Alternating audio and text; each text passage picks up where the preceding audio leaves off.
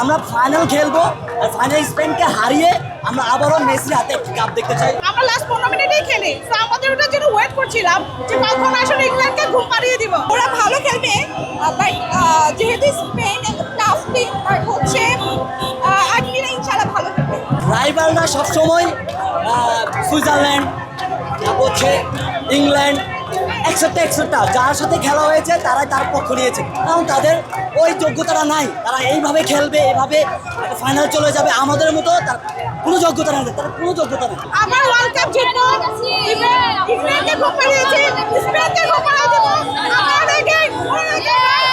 দেখেন, আমাদের স্ট্র্যাটেজিটা হচ্ছে আমরা লাস্ট 10 মিনিট 15 মিনিট খেলবো, ঠিক আছে?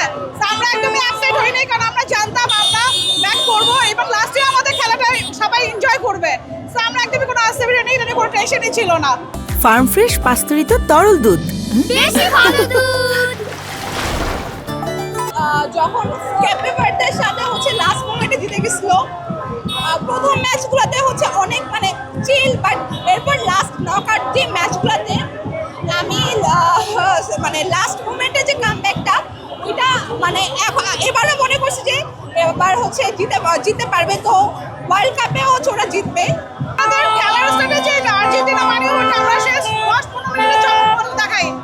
আমাদের এক্সপেকটেশন মেসির উপরে এত বেশি যে আমরা 2026 ওয়ার্ল্ড কাপ জিতবো। তো আমরা একদমই হতাশ হই নাই, কারণ লাস্ট আপনি খেলাগুলো যদি দেখেন আমরা লাস্ট 15 মিনিটেই খেলি, তো আমাদের ওটার জন্য ওয়েট করছিলাম যে কখন আসলে ইংল্যান্ডকে ঘুম পাড়িয়ে দিব।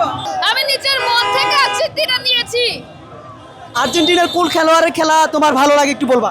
Messi Messi Messi Messi.